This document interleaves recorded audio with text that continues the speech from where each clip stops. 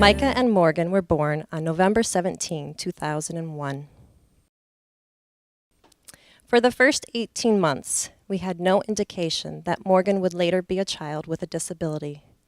Both Micah and Morgan were growing and interacting, and everything seemed fine. But at 18 months, it seemed as if Morgan wasn't responding to what we said. She didn't respond to her name. Her eye contact was gone.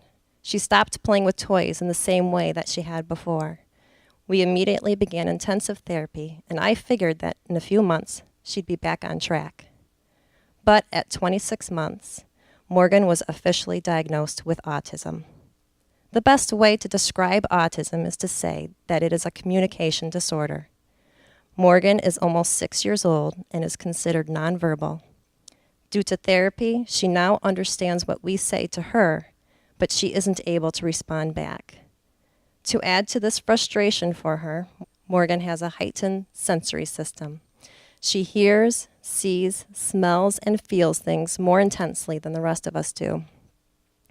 Generally, she is a very happy girl, but sometimes Morgan has meltdowns when she can't express herself or is frustrated, and when her sensory system gets overloaded. When I talk with other mothers of autistic kids from Morgan's class at school, the other moms are shocked that we still come to church each Sunday and have Morgan in the worship services with our family. None of the other moms go to church anymore because they are afraid of the reaction of others if their children have meltdowns during church, and they don't want to be stared at or judged because of their child's behavior. Outings to parks and grocery stores are hard enough, let alone going to church where the child is expected to sit still and be quiet. But as difficult as Sundays may be, we know we need the church, and we know Morgan needs the church.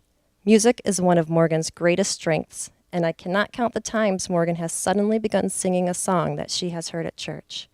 Even though she can't speak, she's taking it all in. She's also begun participating in Sunday school this year in the kindergarten class, and we are so grateful for that. What a blessing it is for a whole family to be able to continue to worship and hear God's word. Just as it did before autism entered our lives, worshiping with others sets the tone for our whole week. We are reminded that God cares and has a perfect plan. We are strengthened by so many who tell us they are praying for us and for Morgan.